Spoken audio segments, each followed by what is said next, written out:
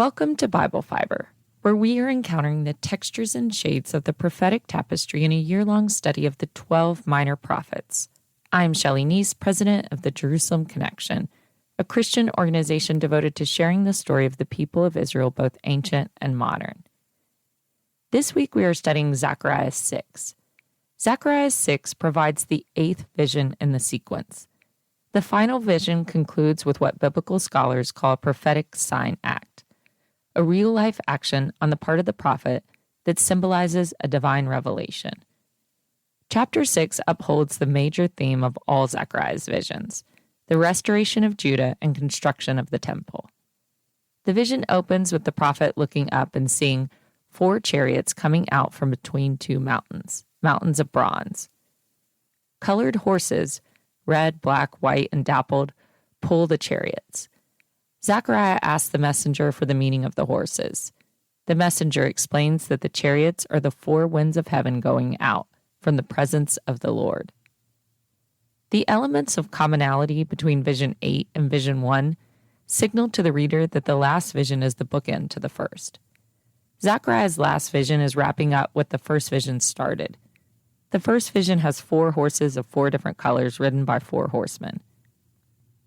In the 8th vision, there are 4 chariots pulled by horses of varied colors.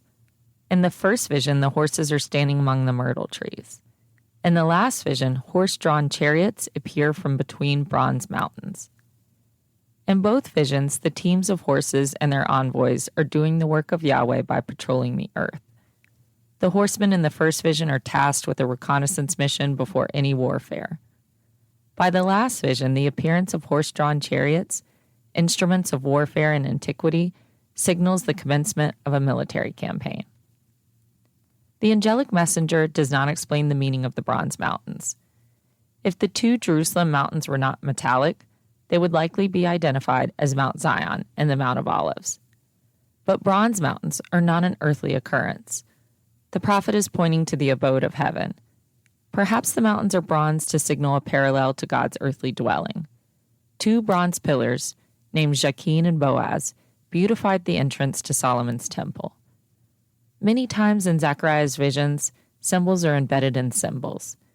If the 4 chariots are coming out of the heavenly realm, as the bronze mountains indicate, the horsemen received their orders directly from Yahweh's divine counsel. Zechariah's vision sequence frequently uses the Hebrew verb yatzah, translated as coming out or going forth. The repetition of the verb gives the visions many layered movements. The action all climaxes in the last vision.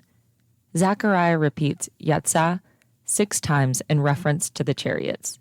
There's no doubt that the visions have come to a climax with Yahweh intervening militarily on Israel's behalf.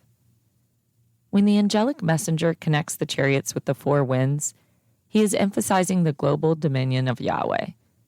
In that way, the first vision sounds the same gong as the last vision. Yahweh's reign extends over the whole earth. A team of chariots goes to the north and to the south without any specific mention of east and west. For the prophets, the land of the north is code for all of Israel's imperial enemies through the centuries, especially Assyria or Babylon. Advancing armies from Babylon or Assyria always approached Judah from the north. The black and white horses are leading the armies to attack Judah's greatest historical enemies. The dappled strong horses head south. Bible scholars debate the significance of the lands in the south. The first possibility is that south represents Egypt. Since Egypt was the original enemy of the Hebrew people, the source of their enslavement, the country makes for a sensible target. Perhaps the vision focuses on the vanquishing of all of Israel's historical enemies by Yahweh's equestrian army. However, Zechariah's visions tend to be historically specific to the prophet's own day.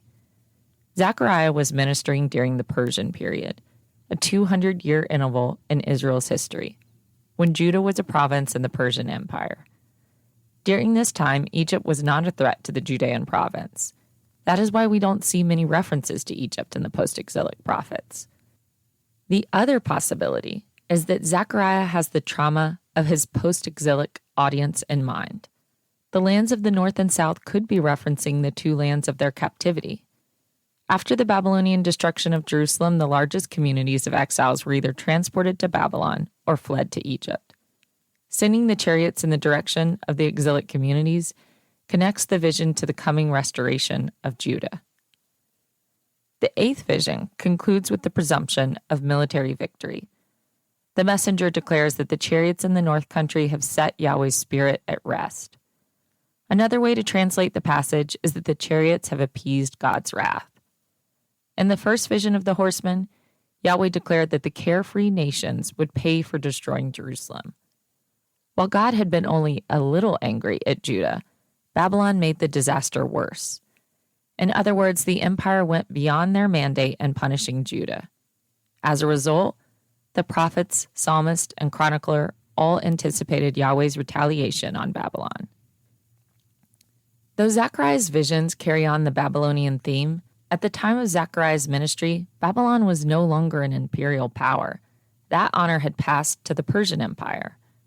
By the time Zechariah began having visions, Persia had been the dominant force for 20 years. So why are his visions peppered with predictions of the divine punishment of Babylon as if it had not happened? Though the Persians subdued the kingdom of Babylon in 538 BCE, King Cyrus did not eradicate Babylon. Instead, he allowed Babylon to continue as a Persian province. Around the time of Zechariah's visions, in the second year of King Darius, Babylon was trying to make a comeback, rebelling twice against the empire to overthrow Darius. When Darius put down the rebellion of Babylon, near the beginning of his reign, he did so more decisively and violently than any of the other challenges to his throne.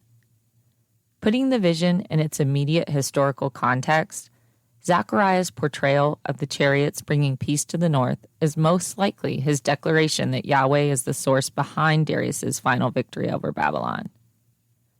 By his second year, Darius had already inflicted punishment on Babylon. The vision is an explanation of the historical reality and a recognition that Yahweh is responsible for Babylon's collapse.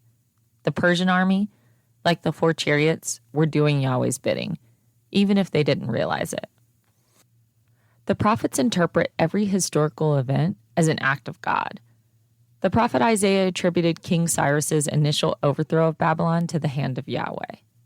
Addressing Cyrus, Isaiah assured the Persian king, "I will go before you and will level the mountains. I will break down gates of bronze and cut through bars of iron." Before Zechariah's ministry, the major pre-exilic prophets had already normalized this way of speaking about foreign, even godless leaders who Yahweh strengthens to fulfill his will. Indeed, once King Darius squashed the Babylonian rebellions, peace spread throughout the region, giving the returnees the quiet they needed to rebuild the temple. Only with regional peace secured could the post-exilic leaders like Joshua and Zerubbabel move forward with rebuilding Jerusalem, the temple, and their nation. Zechariah 6 nicely synthesizes all 8 of the preceding vision reports. After the reconnaissance mission in Vision 1, the 6 intervening visions encourage the returnees to repent, return to Yahweh, and pursue obedience. In the last vision, God takes the credit for setting things right on the world stage by fully punishing Babylon. The post-exilic community has the green light to move forward. Babylon's defeat was the promised sign for all the exiles to return. With the conclusion of the last vision, Yahweh asked Zechariah to carry out a symbolic action. Prophetic sign acts pop up frequently in the major and minor prophets. They are the prophet's version of immersive theater with object lessons. For example, Ezekiel built a miniature Jerusalem out of clay and laid siege ramps around it like a toy soldier setup.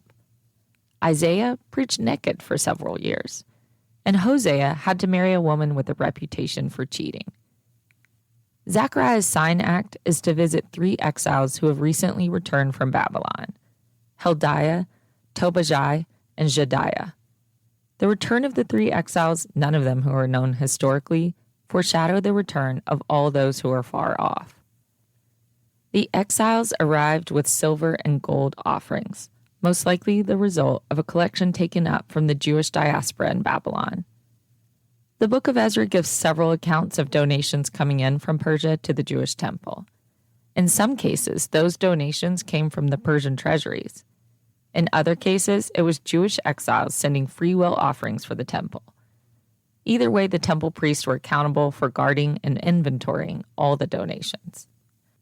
The generosity of Babylon's exiles echoes a similar collection of free will offerings that occurred centuries before, after the Exodus from Egypt.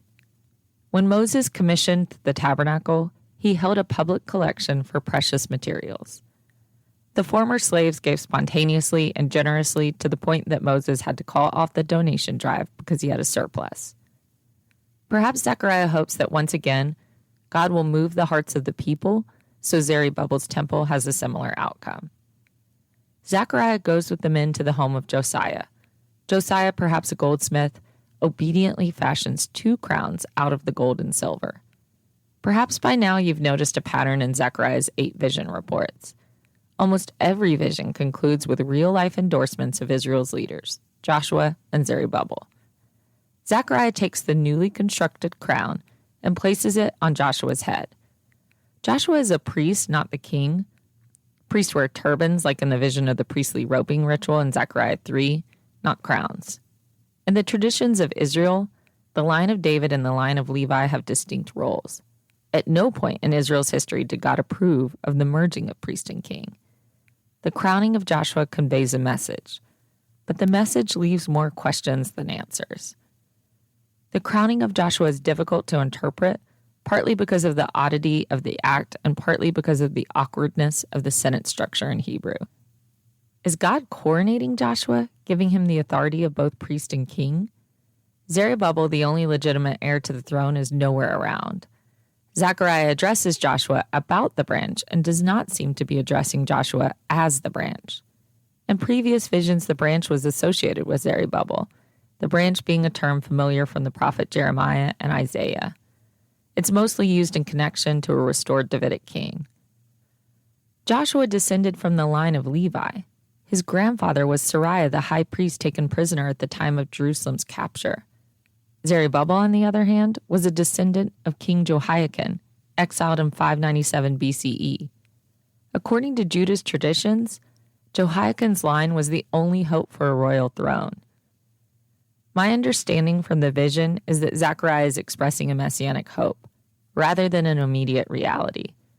The mere survival of the priestly line is an omen of things to come, that points also to the coming of the branch. As subjects of the Persian Empire, Joshua's role as high priest may have seemed more definitive than Zerubbabel's position as provincial governor. Zechariah repeatedly in his visions affirms the roles of both Joshua and Zerubbabel. Therefore, it must be Zerubbabel who is in view when the prophet announces, "It is he who shall build the temple of the Lord. He shall bear royal honor and shall sit upon his throne and rule." Towards the end of Zechariah's sign act, the prophet calls for balance of authority, saying there shall be a priest by his throne with peaceful understanding between the two of them. The book is not promoting the immediate priestly takeover of the royal position. In the past, the prideful king Uzziah tried to usurp the role of priest. God was so disgusted with the arrogance of the act that he afflicted Uzziah with leprosy. Zechariah's visions should halt any temptation to combine the role of priest and king. The peaceful understanding between Joshua and Zerubbabel is most likely an endorsement of their separate but complementary roles. Joshua is responsible for the religious affairs of the community, and Zerubbabel oversees the civil affairs. In Zechariah's final declaration, he repeats the promise that the exiles will return to rebuild the temple. But the fulfillment of the prophecy is contingent on their obedience to the voice of the Lord. The sign act ends with the command to place the crowns inside the soon-to-be-built temple as a memorial. Only with this direction do we confirm that Joshua is not meant to wear the royal crown. Instead, the exhibited crowns are a tribute to the obedient of Judah. Zechariah's sign act, as a conclusion to his visions, is an expression of the hope that is to come. The temple is not complete, and already 2 expensive crowns are endowed with spiritual symbolism destined for the sanctuary. Join me next week in reading Zechariah 7. The prophet doesn't mention Joshua or Zerubbabel again for the rest of his book, but he does have more to say about the need for covenant renewal. Thank you for listening, and please continue to participate in this Bible reading challenge. For all of the biblical references each week, please see the show transcript on our blog or by signing up for our emails at thejerusalemconnection.us. I don't say all the references in the podcast, but they are all in the transcript. Send me a message, I'll respond. Bible Fiber is available on YouTube or wherever you listen to your podcast.